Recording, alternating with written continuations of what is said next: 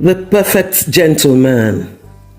In a small city called Answa lived a young man named Williams. He owns a mini electrical shop where he sells and repairs electrical appliances. He was known far and wide for his technical skills in electrical works, also for his kindness, humility, and integrity.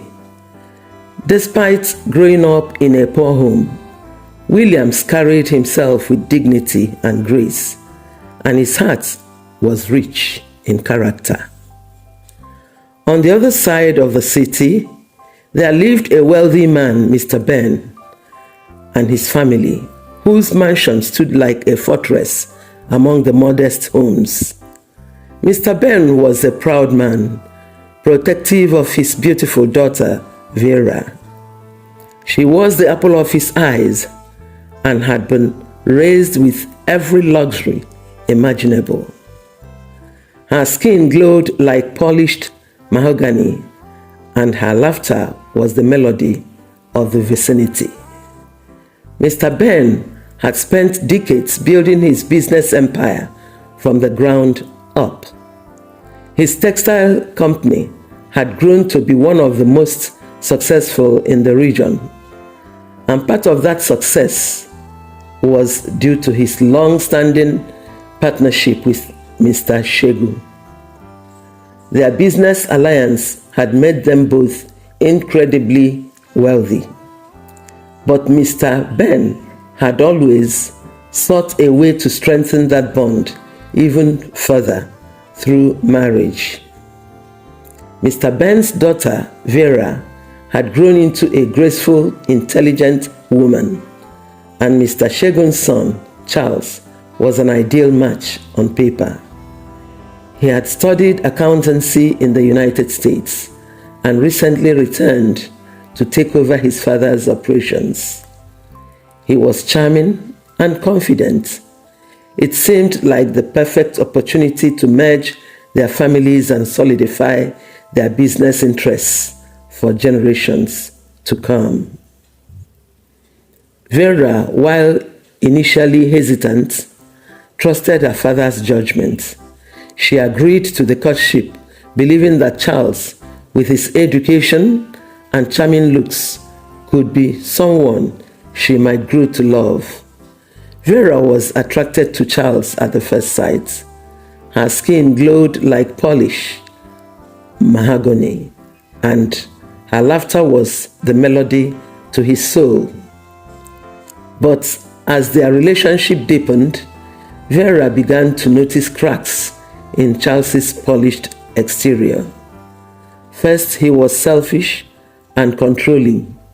He would often disappear for hours, sometimes days, returning with erratic behavior and bloodshot eyes.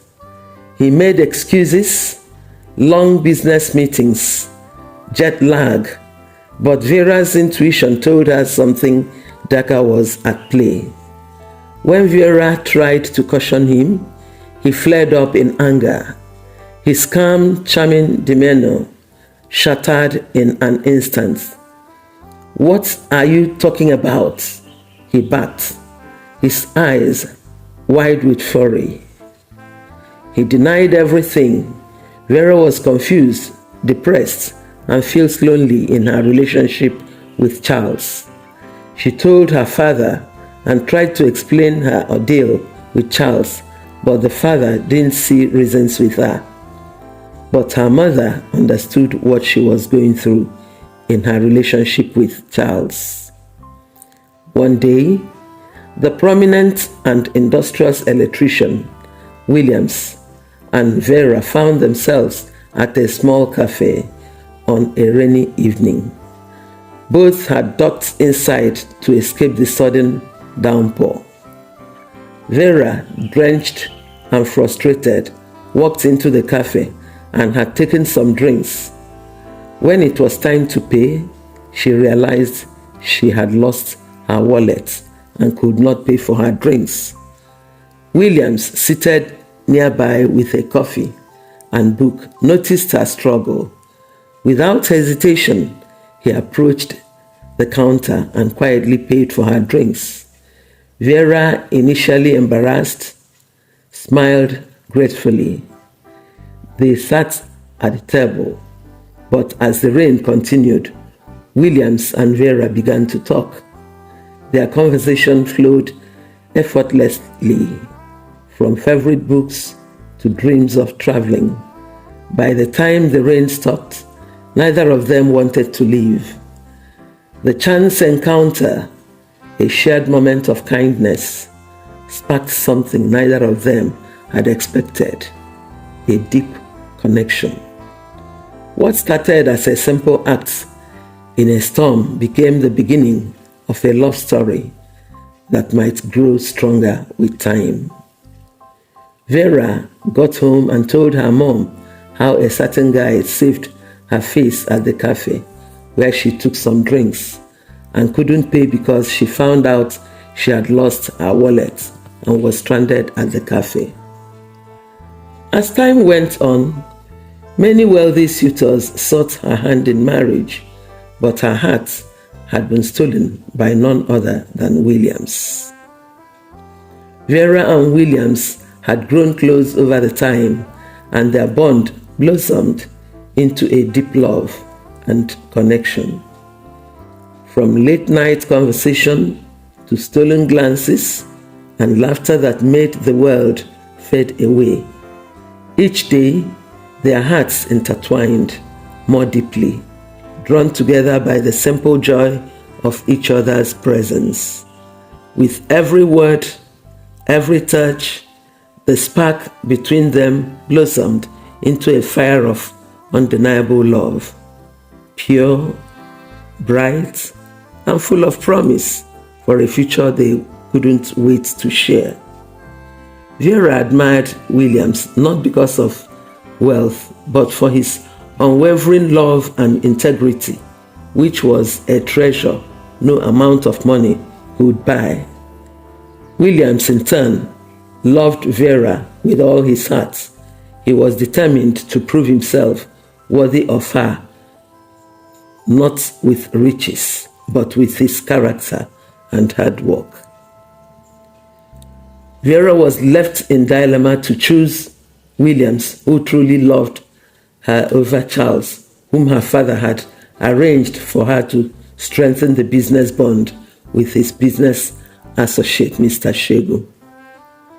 One evening, Williams gathered his courage and approached Mr. Ben's grand mansion to ask for Vera's hand in marriage. He was nervous but hopeful. With a respectful bow, he greeted Mr. Ben and spoke with conviction. "Sir, I have come to ask for Vera's hand in marriage. I may not be rich, but I promise you I will work hard and love her with every fiber in my being." Mr. Ben glared at him with cold, dismissive eyes. "Work hard? Love?" He sneered.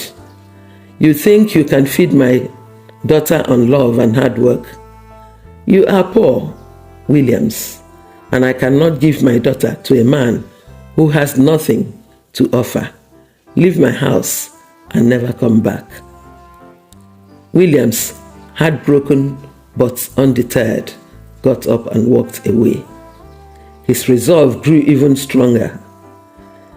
He promised himself that one day he would prove to Mr. Ben that a man's worth was not measured by his wealth, but by his character.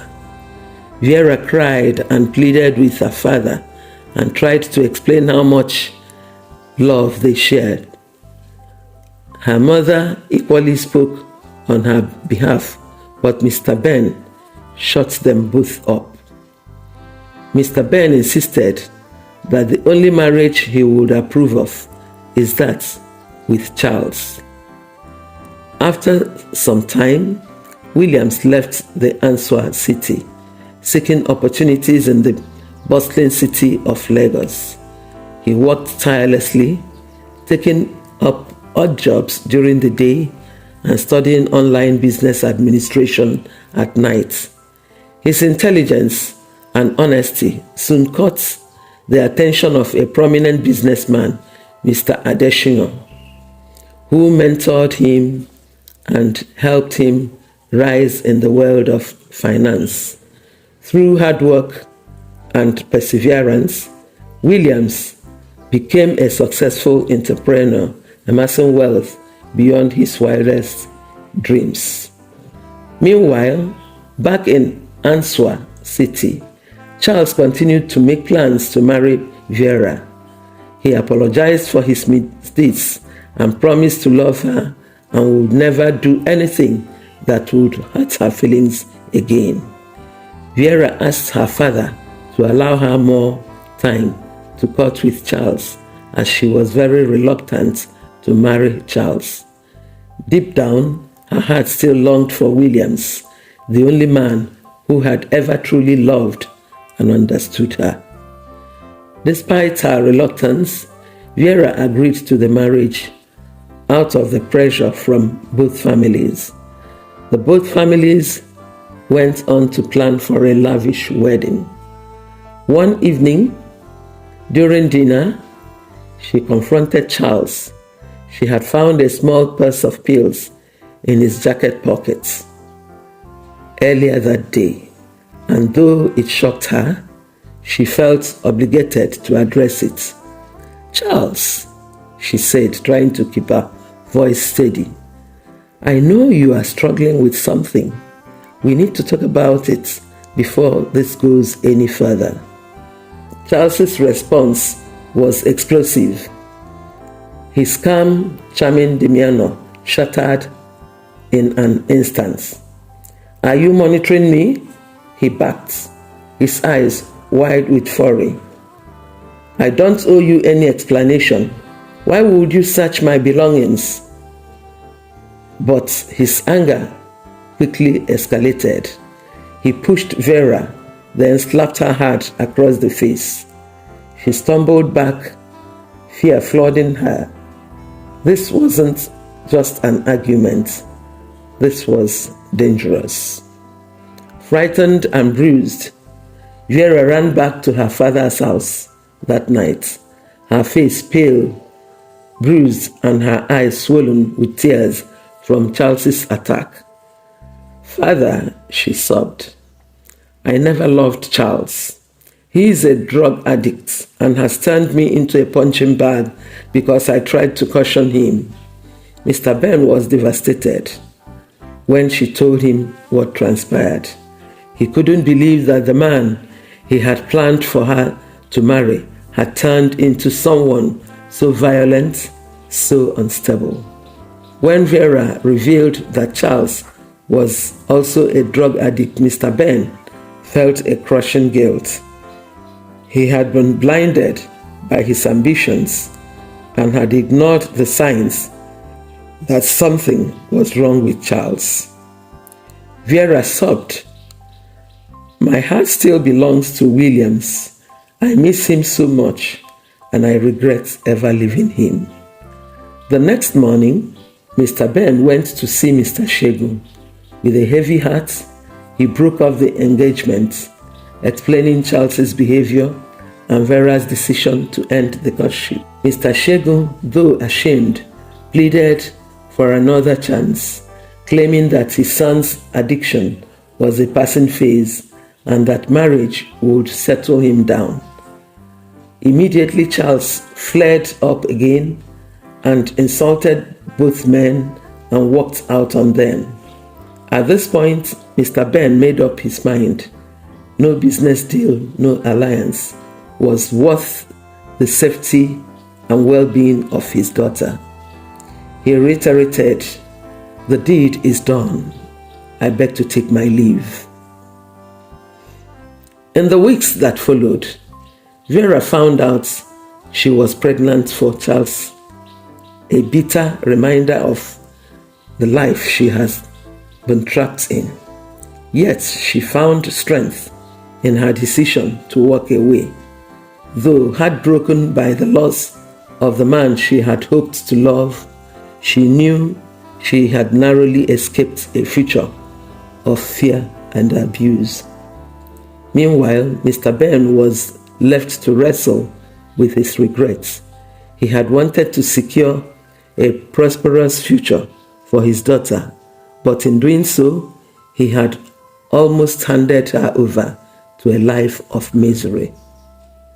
As fate would have it, news of William's return to the village reached Mr. Ben. Williams was now a successful and wealthy man, his name spoken with admiration in business circles. He had come back not for wealth or recognition, but for the love he had never forgotten, Vera. When Williams arrived at the village, the people greeted him with awe. He was no longer the poor boy they once knew. His stature commanded respect, but his humility remained unchanged. Mr. Ben, filled with remorse, invited Williams to his home. "I wronged you," Mr. Ben began, his voice heavy with regret. "I let my pride and greed blind me.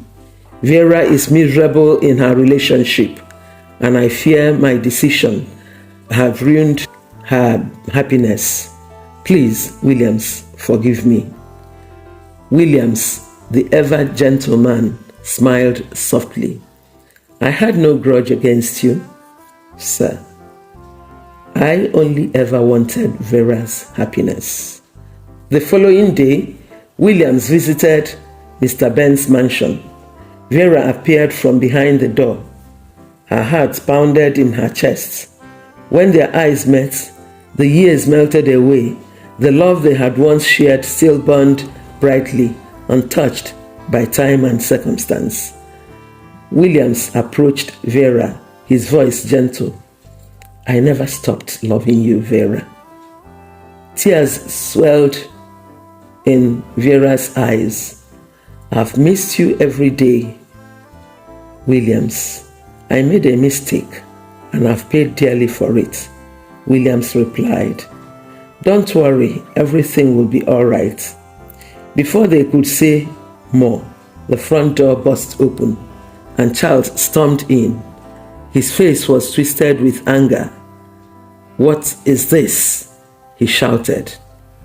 "You are here with this man while you carry my child."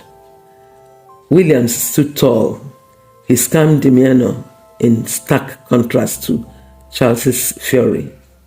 "I am not here to cause trouble, Charles. I am here because I love Vera." Charles scoffed, but before he could lash out further, Vera stepped forward, her voice firm and resolute. "Charles, I can't live in this misery any longer. I will not marry you.